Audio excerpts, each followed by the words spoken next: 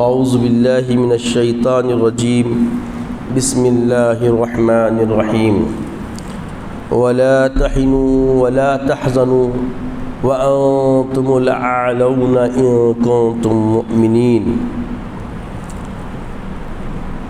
ان یمسسکم قرح فقد مس القوم قرح مثله وتلك الأيام نداولها بين الناس وليعلم الله الذين آمنوا ويتخذ منكم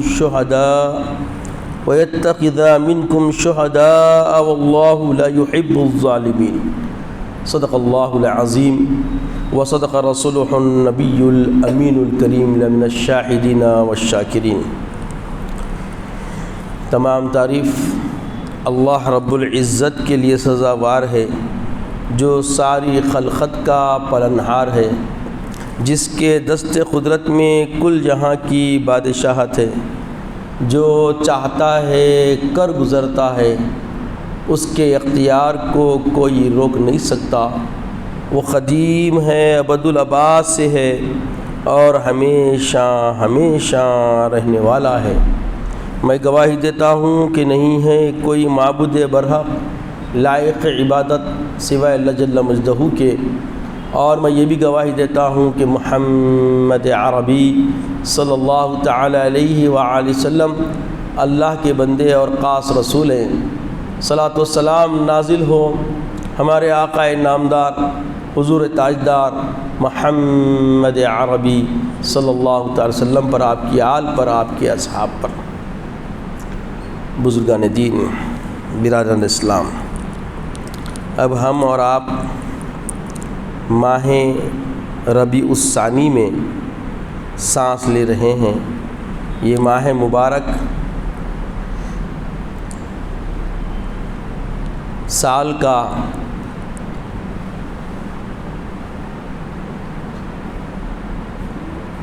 ربیع الاول تیسرا ماہ، چوتھا ماہ ہے ربیع الثانی، محرم، صفر، ربیع الاول، ربیع الثانی، چوتھے مہینے میں ہم سانس لے رہے ہیں۔ یہ ماہ مبارک کی نسبت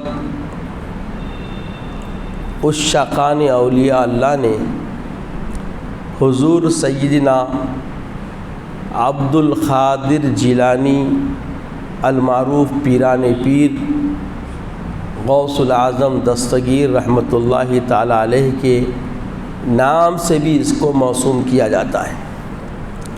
اس کی علت، اس کی وجہ آخر کیا ہے؟ مختصر رکھ دوں آپ کے سامنے کہ یہ ربیع الاول بھی اصل میں، ربیع الثانی بھی اصل میں ربیع الاول ہی کی نسبت ہے، مگر اس ماہ کو حضور غوث پاک رحمہ اللہ تعالی علیہ کی طرف منسوب کیوں کیا گیا؟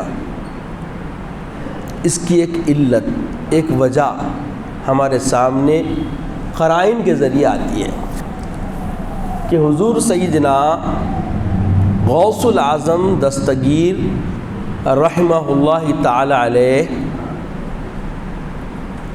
ہر سال ماہ ربیع الاول کی 11 کو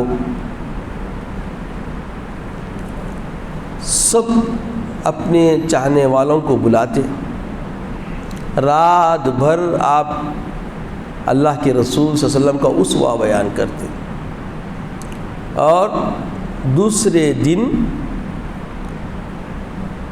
حضرت سیدنا عبد القادر جیلانی رحمۃ اللہ علیہ لنگر بناتے اور لوگوں کو رفع عام، لوگوں کو سب کو کھلاتے۔ تو یہ معاملہ اتنا مداومت کے ساتھ بعد میں شروع ہو گیا کہ جب آپ کے خواب میں، رؤیا میں حضور سیدنا سرور کائنات محمد ربی صلی اللہ علیہ وسلم تشریف لائے اور آپ کی رؤیا میں فرمائے، اظہار کیے کہ تمہارا یہ عمل مجھے بہت پسند آیا، بس یہ خواب پڑھنا تھا۔ حضور سیدنا عبد القادر جیلانی رحمۃ اللہ تعالی علیہ ہر ماہ کی 11 کو لوگوں کو بلاتے، 12ویں کا پورا معاملہ کرتے اور لنگر بانٹتے۔ تو یہ عمل ہوتے ہوتے مداوت اتنا مشہور ہو گیا، اتنا شور آفاق ہو گیا کہ لوگوں کے پاس حضور غوث پاک کی 11ویں مشہور ہو گئی۔ تو یہ جو ماہ کی نسبت حضور سیدنا غوث اعظم کی طرف کی جاتی ہے، یہ ربیع الثانی بھی جو ہے اصل میں ربیع الاول ہی کی نسبت ہے، کہ کوئی نیا عمل دنیا میں رائج ہوا سو نہیں ہے۔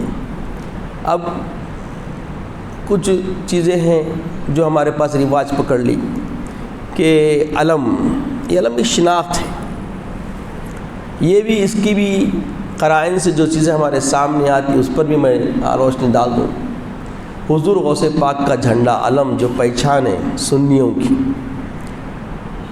دکن میں کیا ہے شیعہ حضرات بہت ہو گئے تھے، تو سنی شیعہ کے مکان کی شناخت نہیں ہو رہی تھی، تو یہ مکان کی شناخت کے لیے وہ لوگ جھنڈے کچھ اور لگاتے تھے، تو غوث پاک کا جھنڈا لگانے لگے، نہ غوث پاک کی نسبت کر کے ہرا جھنڈا لگانے لگے۔ بس یہ جھنڈے کی اتنی حقیقت ہے، نہ یہ عقید توحید ہے نہ یہ عقید رسالت ہے، یہ ایک تشخص ہے۔ کیا ہے بولیے؟ یہ ایک پہچان، تشخص سنیوں کا کہ علم لگانا۔ اب آج کل جو بہت سارے لوگ بعد میں آتے گئے تو کم علم لوگ، کوئی قدم بوسی کرتا، کوئی کچھ کرتا، کوئی کچھ کرتا، تو یہ جہالت ہے۔ یہ کیا ہے؟ لا علمی کی بنیاد پہ لوگ ایسا کرتے۔ اصل میں یہ جھنڈا کیا ہے؟ ہماری شناخت، پہچان، کہ یہ اہل سنت والجماعت کے علم بردار ہیں بمقابل شیعہ کے۔ اب دیکھیے، اب اس کی ضرورت بہت بن گئی۔ آپ ہندوستان میں جہاں کہیں چلے جائیں تو اپنے لوگوں کی شناخت کے لیے آپ کیا کرتے ہیں؟ جیسے آپ جھنڈا دیکھیں اطمینان قلبی آپ کو حاصل ہوتی ہے کہ ہاں ہمارا کوئی بھائی یہاں پہ ہے۔ دیکھیے شروع تو کچھ اور طریقے سے ہوا، وہ رواج پکڑتے پکڑتے آج ہماری ضرورتیں اور ہمارے دلوں کی تسکین اور ہمارے لیے ایک ساہس اور ایک دوسرے کی خیر خواہی اور تسلی و تسکین کا ذریعہ بن گیا۔ تو یہ پہچان ہے یہ، اور اس پہچان کو ہم مٹا نہیں سکتے، بلکہ اس کو اور عروج دینا ہے۔ اب یاد رکھیے، اب اس پہ بہت ساری باتیں کلام لوگ کرتے، تو جس کی جتنی حد اس کا اتنا کلام، چھوڑ دینا۔ ہر خطے کے مختلف رواج ہوتے ہیں، ہر خطے کے مختلف رواج ہوتے ہیں۔ اب دیکھیے اشعار میں بھی ملتے ہیں، حضور سیدنا عبد القادر رحمۃ اللہ علیہ بولتے ہیں میرے نام کے علم پہاڑوں پہ لہرائے جاتے ہیں۔ حقیقت ہے، آپ دیکھیے لہرائے جا رہے نہیں جا رہے ہیں، نہ صرف ہندوستان بلکہ آپ دوسرے ممالک میں بھی آپ دیکھیں گے کہ ان کے نام کے جھنڈے لہرائے جاتے ہیں۔ یہ اور بات ہے کہ ہم محدود دائرے میں رہ کے محدود باتیں سوچتے ہیں۔ وہ اس وقت اعلان ہوتا تھا، بڑے بڑے اونچے مقام پہ ہرے جھنڈے لگائے تھے، تو اس کا مطلب کیا تھا؟ حضرت سیدنا عبد القادر جیلانی رحمۃ اللہ تعالیٰ علیہ کے پاس 11ویں کی دعوت جانا ہے۔ اب جیسا پوسٹر لگاتے آپ، بینر لگاتے، اس دور میں نہ پوسٹر تھے نہ بینر تھے، تو کرتے کیا تھے؟ علم لگائے تھے، ہرا علم، ہرا علم ہرے کپڑے کا لگائے تھے۔ وہی کیا تھا؟ اس کا اعلان تھا، وہی پوسٹر تھا، دعوت تھی، وہ ایک طریقے کے دعوت کا دعوت نامہ تھا کہ ہمیں اب جانا ہے۔ کہاں جانا ہے؟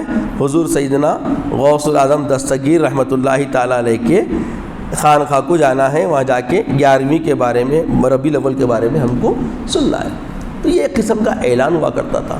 اب لوگ اپنے اپنے انداز سے، اپنی اپنی دانش سے اس پہ کلام کرتے ہیں، تو ہمیں کلام سے کچھ لینا دینا نہیں، بس یہ حقیقت ہے، اس سے ہم انکار بھی نہیں۔ یہ ہمارا عقیدے کا حصہ بھی نہیں ہے، یہ توحید کا حصہ بھی نہیں ہے، نہ ہاں رسالت کی وفا کا یہ ایک عہد نامہ ہے، یہ ہم بول سکتے ہیں۔ کیونکہ حضور سیدنا عبد القادر جیلانی رحمۃ اللہ تعالیٰ علیہ اپنی پوری زندگی اسوہ رسول، اسوہ صحابہ رضوان اللہ علیہم اجمعین، اہل بیت اطہار کے متبع، کوئی لمحہ اپنی زندگی کا انہوں نے کوتاہی میں صرف نہیں کیا۔ یہ آپ کی سعی رہی۔ جیسا انبیاء میں رسول اللہ کے محب بھی ہے اور محبوب بھی ہے، تو اولیاء میں حضور سیدنا غوث اعظم کو یہ شان حاصل ہے کہ وہ بھی اللہ کے محب بھی ہے اور محبوب بھی ہے۔ اللہ نے آپ کو پسند کیا۔ آج جو ہمارے قلوب کے اندر غوث الاعظم دستگیر کی بابت جو محبتیں ہیں، یہ محبت کس نے پیدا کی؟ دلوں میں تصرف اللہ کا ہے کیا نہیں ہے؟ بولیے۔ جب رب کا تصرف ہے تو رب نے محبت ڈالی۔ ایک ولی کامل، ارے ان کے بارے میں کیا، ان کے اجداد کے بارے میں، ان کے والدین کے بارے میں بھی سن کے آپ حیران ہو جائیں گے۔ اللہ نے ان کو کیسی پاکیزہ زندگی دی، کیسوں کی اولاد ہے یہ معلوم۔ حضرت سیدنا ابو موسیٰ جنگی دوست رحمۃ اللہ علیہ، اللہ اکبر، کیا تقویٰ، کیا آپ کی زندگی کا نظام۔ اگر ہر والد ایسا کوشش شروع کر دے تو اس کی اولاد بھی صالح ہوگی۔ ہم میں کوتاہیاں ہیں، ہمیں حالات مختلف طریقے سے گھیر رکھے ہیں، اور ہم خود نفس کے چنگلوں میں پھنسے ہوئے ہیں، شکار ہو گئے ہیں ہم اپنے نفس کا، شہوتوں کی راہگیروں میں ہم گم ہو گئے ہیں۔ اس سے نکلنے کے لیے تزکیے کی ضرورت ہے، رہبروں کی ضرورت ہے، صالحین کی رفاقتوں کی ضرورت ہے، صالحین کی مجلس کی ضرورت ہے۔ یاد رکھیں، جس کے گھر کا والد صالح ہو، خدا کی خشیت رکھنے والا ہو، متبع رسالت ہو، اور عدل و انصاف کرنے والا ہو، منصفانہ طبیعت رکھتا ہو، سیاسی مکاری، عیاری، غفلتیں، لوگوں کا استحصال، لوگوں کے جذبات کا استحصال، ایسی قدرت والی کیفیت اس کی نہ ہو، تو اس کی اولاد صالحی ہوتی ہے، اس کی اولاد نیکوکاری ہوتی ہے۔ اور اولاد کا اگر تریاق اگر مل رہا ہے تو سمجھ لیں کہ کہیں ہماری غفلت ہے، ہم نے غفلت کی، لمحوں کی خطا صدیوں کی سزا۔ مشہور کہاوت بھی ہے کہ لمحوں میں ہم خطا کر دیتے ہیں، اس کی سزا ہم کو ملتی ہے۔ دیکھنے میں کیا آ رہا کہ جینے کا سلیقہ جو نظام اسوہ رسول سے ہمیں ملتا ہے، کیا ملتا ہے؟ اللہ تعالیٰ فرما رہا ہے، یہ شان نزول جنگ احد کا ہے، مگر اس کے اندر بہت بڑی قیامت تک آنے والی امت کے لیے درس ہے۔ اللہ پاک فرماتے ہیں وَلَا تَحِنُوا وَلَا تَحْزَنُوا أَنْتُمُ الْأَعْلَوْنَ إِن كُنتُم مُؤْمِنِينَ۔ نہ تمہیں گھبرانے کی ضرورت ہے، نہ تمہیں غم کھانے کی ضرورت ہے، تم ہی سر بلند رہو گے، بس شرط یہ ہے کہ تم کیا ہو؟ پکے مومن ہو۔ مومن ہونا اہم شرط ہے۔ کیا ہے بولیے؟ مومن ہونا اہم شرط ہے۔ اس شرط کے ساتھ اللہ فرماتا ہے کہ اگر تم پکے ہو مومن، ان کنتم مومن، ولا تحزنوا، نہ تمہیں گھبرانے کی ضرورت ہے، ولا تحنوا، اور نہ تمہیں رنج و غم میں جانے کی ضرورت ہے، نہ گھبرانے کی ضرورت ہے، وانتم الاعلون، سر بلندی تمہاری ہوگی۔ اور فرمایا کہ ان یمسسکم قرح فقد مس القوم قرح مثلہ وتلک الایام نداولها بین الناس۔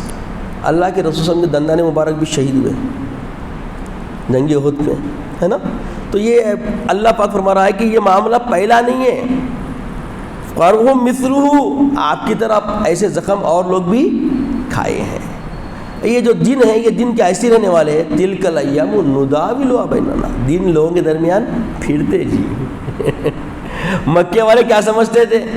ہمارا کوئی نقصان نہیں ہوگا، ہمارے دن نہیں پھریں گے۔ کیا ہوا؟ فتح ہوگا مکہ۔ کیسے کیسے کیا کیا سوچنے والے دنیا میں آئے اور نست و نابود ہو گئے، مٹ گئے، مٹ جائیں گے آدھا تیرے، نہ مٹا ہے نہ مٹے گا چرچا تیرا۔ بس یہی ہے، یہ ہے کیا نہیں؟ دیکھیے، دین اسلام کے مخالفت میں کئی محاذ آرائیاں ابتدا سے شروع ہوئی، سب مٹ گئے، قیصر و کسریٰ مٹ گئے۔ کیا ہے؟ آپ سوچ نہیں سکتے، ایسی بڑی بڑی طاقتیں ملیا میٹ ہو گئی۔ وجہ کیا تھی؟ انتم الاعلون ان کنتم مومنین، بس شرط تھی، پکے تم مومن ہے، سر بلندی تمہاری۔ جب تک پکے مومن رہے، سر بلندی چلتی رہی چلتی رہی چلتی رہی۔ آج پوری دنیا جانتی ہے کہ اتنے زوال کے باوجود زیادہ تر مملکتیں مسلمانوں کے قبضے میں ہیں، غفلتوں کے باوجود، کوتاہیوں کے باوجود۔ ان کنتم مومنین کی شرط اس وقت کامل ہم ادا کر رہے ہیں کیا؟ وہ شرط ہمارے ہر نفوس میں ماننے والوں میں پائی جا رہی کیا؟ جس طرح ہم صحابہ اکرام رضوان اللہ علیہم اجمعین کے اسوے میں دیکھتے ہیں، ہمارے سلف صالحین کے اسوے میں دیکھتے ہیں، تابعین تبع تابعین کے اسوے میں دیکھتے ہیں، ان کی زندگیاں ان کنتم مومنین کی شاہکار تھی۔ آج ہم پکے مومن ہیں کیا؟ ارے بھائی السمع الامانہ، ایک چھوٹی سی بات ہے جو ہر گھر کی بات ہے، یہ اس دور میں ہر گھر کی بات ہے کہ سنی ہوئی بات امانت ہوتی۔ اب کوئی آیا تھا بھائی سالہ کوئی بھی رشتہ دار آیا تھا، آ کے اپنی بھڑاس نکالتا۔ پہلے اگر آپ کچے ہیں بھڑاس نکالنے نہیں دینا، جیسا کہ ہمارے حیدرآبادی امجد حیدرآبادی فرماتے ہیں، بدبی اگر آنکھ تو اندھا ہو جا، کان کا کچا ہے تو بہرا ہو جا، غیبت چغلی دروغ گوئی کب تک، امجد کیوں بولتا ہے گنگا ہو جا۔ اتنی بڑی تعلیمیں دیکھنے میں ربائی ہے، مگر رسول اللہ کے اسوے سے بالکل تم کو تلا دے رہی ہے، تول کے تم کو سنورنے کا موقع دے رہی ہے۔ تو ہوتا کیا، میں بتلانا نہیں چاہ رہا تھا کہ آقا فرماتے ہیں السمع والامانہ، سنی ہوئی بات امانت ہے۔ کوئی آتا اپنی بھڑاس نکال لیتا، میرے ساتھ معاملہ ایسا ہوا، میرا ویسا معاملہ ہوا، یہ ہوا وہ ہوا۔ آپ اگر سن رہے ہیں تو آپ امین بننا اس کے، ایک ایک لفظ کو محفوظ کر لینا، مر جانا مگر پھر کسی سے بیان نہ کرنا۔ اور بعض لوگ کیا کرتے ہیں، یہ ساری چیزیں سمٹ لیتے، لے لیتے، رکھ لیتے، وقت کا انتظار کرتے، اور جو سنانے والا اگر کچھ معاملے میں نزا ہو جائے اس کا بول والا بتائی والا کر دیتے، جبکہ یہ کردار شعار مومن ہرگز نہیں ہو سکتا۔ یہ بات آپ غور کریے، ایسا ہو رہا نہیں ہو رہا ہمارے معاشرے میں، گھر کی بات ایسی ہو چکی ہے، جبکہ اللہ کے رسول صلی اللہ علیہ وسلم کے امتیوں کو اللہ کا فرمان ہے وَلَا تَحْزَنُوا وَلَا تَحِنُوا وَلَا تَحْزَنُوا أَنْتُمُ الْأَعْلَوْنَ إِن كُنتُم مُؤْمِنِينَ۔ تو مومن کی طبیعت کو آقا فرماتے ہیں کہ مومن وہ ہے جو کلام کرے تو نرمی، اور جب کوئی امانت کوئی بیان کر دے تو اس کو امین ہو جانا، سنی بات کا کیا ہونا، امین ہونا۔ آج ہے معاشرے میں یہ معاملہ ہے، کیا دیکھیے آپ سنتے ضرور ہیں مگر وقت کا پھر انتظار بھی کرتے ہیں اس کے لیے، اور اگر نہیں بنی، نبر آزمائی ہو گئی تو پھر بیچارے کی حالت بری کر کے چھوڑ دیتے ہیں، نہ بیچارہ گھر کا رہتا نہ گھاٹ کا۔ تو یہ جو معاملہ، جو پانی پلانے کی جو طبیعت ہے، یہ شعار مومنین ہرگز نہیں ہو سکتا۔ اب ایسا آپ کریں گے تو اب دیکھیے، اب کسی کو دیکھتے جائیں اب گھروں میں تو ماحول کیا ہوگا، گھر کا نظام دین اسلام جا کے، نظام سیرت رسول اللہ جا کے، نظام مسلمین جا کے، مومنین جا کے کیا بن گیا، سیاست کا اڈا بن گیا۔ کبھی چچا سے سیاست کھیلی جا رہی ہے، کبھی سالوں سے سیاست کھیلی جا رہی ہے، کبھی ٹایاؤں سے سیاست کھیلی جا رہی ہے۔ یہی ماحول میں اولاد کی تربیت ہو رہی ہے۔ اب کوئی نہیں ملے تو آخر میں اولاد میں سیاست لے کے چل جاتے ہیں اور سمجھتے ہیں کہ یہ ترتیب دے رہے ہیں، سنوار رہے ہیں۔ کون سنورتے، کہاں سے سنورتے؟ دیکھتے دیکھتے کیا ہوتا، ساہس اپنی ختم ہو جاتی۔ اب اس کے بعد جب کردار میں آ گئے تو اب بولتے کہ بھئی دیکھو یہ کردار کیا دینی ہے، آپ نے جو بویا آپ کو وہی کاٹنا پڑے گا۔ ما تحرسو و تختو، جو تم کھیتی کریں گے وہی تم کو پلٹ کے ملے گی۔ تو خدا را ایسے معاشرے کو جو ہم اس وقت نبر آزمائی میں پڑے ہوئے ہیں، سنوارنے کے لیے کمر بستہ ہو جائیے۔ جہاں تک بگڑ گئے، آگے بگاڑ نہ رہے۔ اب دیکھیے حالات کیا ہے، آج بھی ان کنتم مومنین کی طبیعت رکھنے والے کہاں پائے جا رہے ہیں، اور ان کی زندگی مثال بن رہی نہیں بن رہی۔ دیکھیے زخم ہو رہے ہیں، لٹ رہے ہیں، مائیں کہہ رہی ہے کہ ایک بیٹا گیا، اللہ پاک اور تو بیٹے دے میں اور قربان کروں۔ آج بھی ہے بولنے والے، آج بھی ہے ایسے ایمان و ساہس والے۔ اسی لیے تو دین اسلام حقانیت کا دین ہے۔ جہاں کہیں دین کے لمبردار پہنچتے ہیں، جال حق زہق الباطل، جیسے حق آ گیا، دین آ گیا، وہاں باطل خود بخود مٹنے لگ جاتا۔ آپ کو معلوم 150 سال سے لوگ محنت کر رہے ہیں اپنے دینوں کو بچانے کے لیے، اپنے مذاہب کو بچانے کے لیے، یہاں تک کہ مندریں بنا کر گھروں تک لے کے آنے لگے۔ نہیں معلوم آپ کو یہ بات؟ کیا معاشرے میں نہیں دیکھے ایسا؟ احیا کرنے کی کوشش کرے اپنے مذہب بچانے کے لیے. آپ کو کوشش ایسی کرنے کی ضرورت نہیں. ہر فرد مومن اپنی ذات پہ محنت شروع کر لے. یہی ہمارا اعلان ہے, یہی ہمارا اشاعت دین کا کردار ہے, یہی ہماری تبلیغ ہے, یہی ہمارے دین کی اشاعت کا ایک پرچار ہے. ہمیں کسی کے گھر جانے کی ضرورت نہیں, کسی کو دعوت دے کے بلانے کی ضرورت نہیں. ہمیں صرف کرنا کیا ہے؟ بس اتنا ہی کرنا ہے کہ ہم اپنے آپ کو سنبھال لیں, اپنے آپ کو تیار کر لیں, اپنے آپ کو اتنا عملی جامہ پہنا لے کردار ایمانی کا کہ دیکھنے والے دیکھ کر بولے کہ یہ محمد رسول اللہ کا وفادار ہے. آج ہمارے اپنے کئی خامیاں ہیں. کھانے پینے میں حرام کی تمیز بھول گئے. کبھی حرات کی چھٹیاں چلا لیے, بولے تو مجبوری ہے, حرات کی چھٹی چلانا مجبوری ہے. کبھی فائنانس پہ گاڑیاں اٹھا لیے, کون بول رہا تھا وہ ترقی سے کرو بول کے.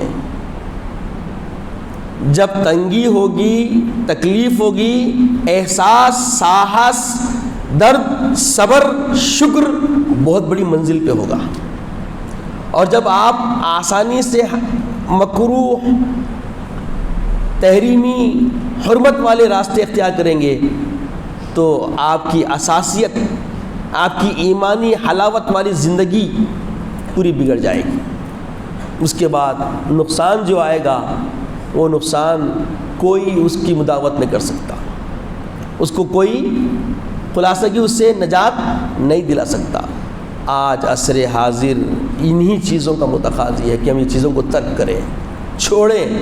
چھوڑنے میں بہت ساری ہمارے عقلی دلائل, عقلی خدشات, بہت ساری چیزیں ہمارے سامنے آیا تھی. مگر یاد رکھیں, رسول کے وفادار بن کر رسول اللہ صلی اللہ علیہ وسلم کی محبت میں, جیسے سیدنا عبد القادر جیلانی رحمۃ اللہ علیہ کے والد مکرم حضرت سیدنا ابو موسیٰ جنگی دوست رحمۃ اللہ تعالیٰ علیہ, کئی دن کے فاقے میں, مشہور واقعہ ہے, کئی دن کے فاقے میں. اور آپ کو معلوم شریعت کیا کہتی ہے, فاقہ جب شروع ہو جاتا ہے, 3 دن کا فاقہ ہو گیا اور زندگی کی بقا کے لیے حالات بالکل دوبر ہو جائے تو حرام چیز بھی کیا ہوتی, حلال ہو جاتی. یہ شریعت کا ہے مسئلہ. اور انہوں نے دیکھے کہ دجلہ ایک نہر تھی, اس کے کنارے ایک سیب دکھا, اٹھائے, بھوک کی تپش اتنی تھی کہ قابو نہیں رکھ سکے, اٹھائے اس کو نوش کر لیے. اور جیسا نوش کرے خیال آیا میں کیا کر دیا, یہ اس کا مالک کون ہوں گا, کیسا میں کھا لیا, اللہ پاک جب پوچھیں گا جواب کیا دوں گا. اللہ دیکھیے آپ, ہائے ہائے کیسا اللہ کا بندہ ہے. فوری دجلہ کے کنارے کنارے گئے تو دیکھے کہ ایک باغ ہے جس کے پھانٹے درخت کے دجلہ کی طرف جھکے ہوئے ہیں. تو خیال آ گیا ضرور یہی باغ کا یہ پھل تھا جس کو میں نے نوش کر لیا. معلوم کرے تو بولے یہ عبداللہ سومعی رحمۃ اللہ تعالیٰ علیہ ان کا باغ ہے.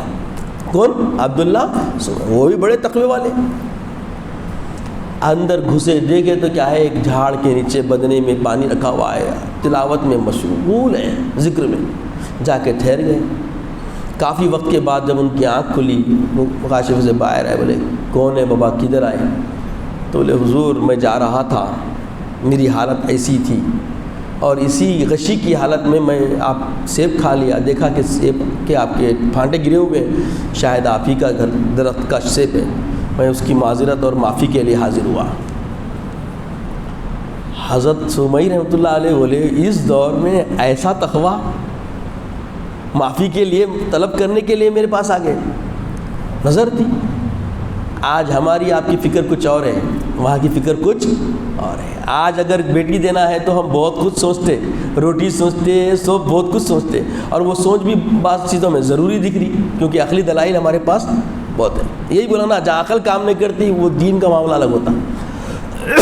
بہرحال انہوں نے بولے ٹھیک ہے معافی مل جائیں گی. جانچنا چاہتے تھے, بولے ٹھیک ہے تم اتنے ایام اتنے وقت کے لیے میرے پاس اس باغ کی خدمت کرنی ہوگی.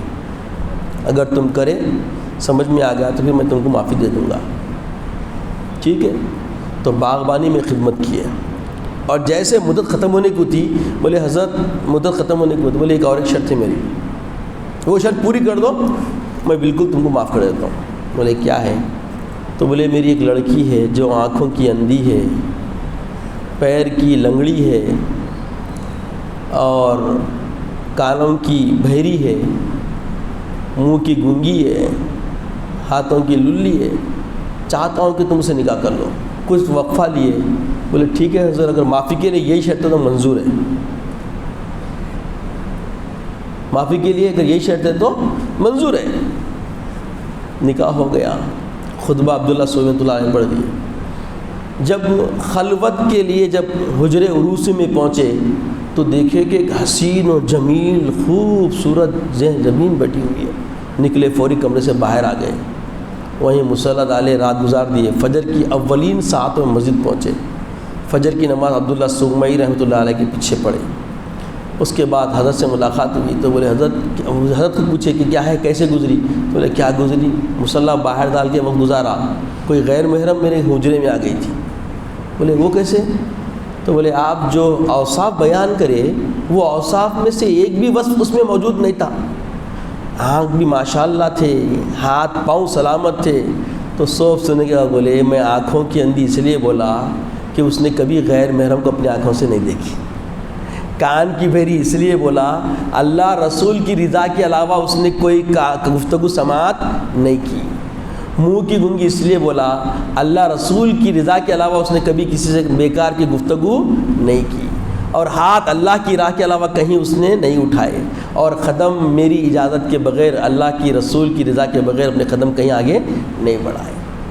یہ اوصاف سننا تھا کہ حضرت بہت خوش ہو گئے. اور یہ والدہ تھیں بی بی فاطمہ ام الخیر, اور یہ والد تھے جنگی دوست حضور سیدنا عبد القادر جیلانی رحمۃ اللہ علیہ. اگر ماں باپ ایسے تقوی والے ہوں, اگر ماں اور باپ ایسے معیار کے ہوں تو ان کی اولاد عبد القادر ہو جائے کوئی بڑی بات نہیں. اللہ کی عنایتیں ایسے ہی ہوتی نا. جو بندے للہ زندگی جیتے ہیں, آقا فرماتے ہیں من احب للہ ابغض للہ اطاع للہ منع للہ فقد استکمل الایمان.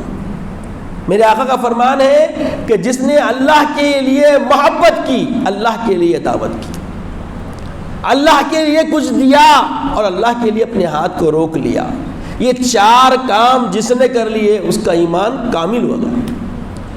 کامل ایمان کے لیے صرف 4 شرطیں آقا نے بیان فرمائی.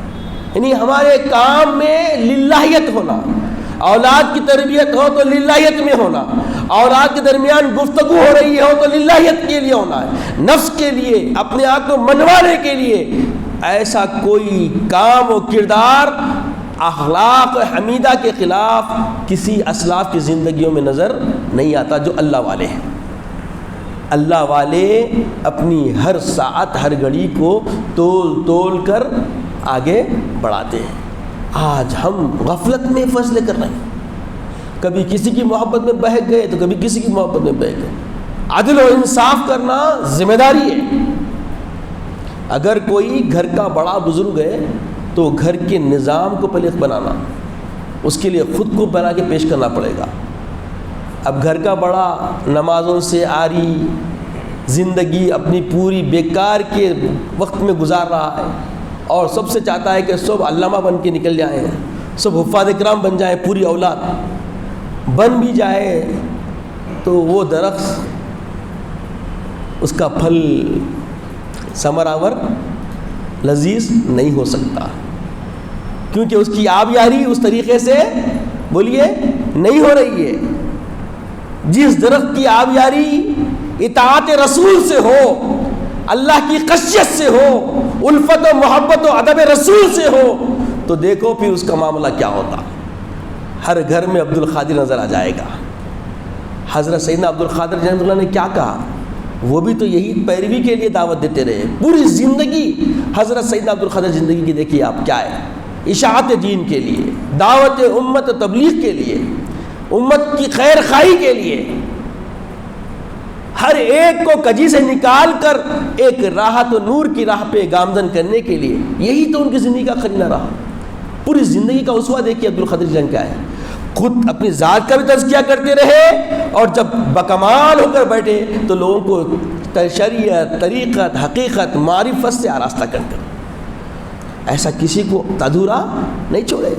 حضور سیدنا غوث اعظم دستگیر رحمۃ اللہ علیہ کے پاس جو ترتیب ہوتی تھی، انشاءاللہ آنے والے جمعات میں رکھوں گا کہ حضور غوث پاک ایک وقت کئی ایک ہماگیر علوم کے ماہر تھے. لوگوں کے علم میں نہیں ہے، ان کی سیرت کو صحیح پیش کیا نہیں گیا. آج اتنی الفت، اتنی محبت صرف نسبتوں سے نہیں ہے، ان کے کردار بھی ہے، ان کے اخلاق بھی ہے، ان کے معاملات بھی ہے، ان کی زندگی کے ہر پہلو دوسروں کے لیے مشعل راہ ہے. انشاءاللہ آنے والے جمعات میں آپ کے اسوے پہ ہم مختلف چیدہ پہلوؤں پہ روشنی ڈالیں گے. اللہ تعالیٰ سے دعا ہے کہ یا الہ العالمین ہمیں نیک توفیق عطا فرما، نیک ہدایت عطا فرما. مولا صحت کی زندگی جینے کی توفیق عطا فرما. مولا ہمیں اپنے محبوب صلی اللہ علیہ وسلم کا پیروکار بنا، جیسے ہم نے اپنے اسلاف ہمارے اولیاء اللہ صالحین کو دیکھتے ہیں. مولا اس طرز کی زندگی جینے کی توفیق عطا فرما. مولا اسلام کا بول بالا فرما، باطل کو نست و نابود فرما. مولا باطل کو نست و نابود فرما. مولا دین اسلام کا بول بالا فرما. مولا تمام عالم اسلام کے مسلمانوں کی عصمتوں کی حفاظت فرما، عزتوں کی حفاظت فرما. مولا مال و متاع کی حفاظت فرما. مولا مجاہدین اسلام جہاں کہیں اسلام کے تحفظات کے لیے کام کریں، مولا ان کی حمایت فرما، ان کو نصرت عطا فرما، کامیابی عطا فرما، عزت کی اسلام کی زندگی عطا فرما، خاتمہ بالخیر فرما، وقت نزا کلمۃ طیبہ عطا فرما. اپنے حبیب پاک صلی اللہ علیہ وسلم کا دیدار عطا فرما. سبحان اللہ و بحمدہ، سبحان اللہ العظیم والحمد للہ رب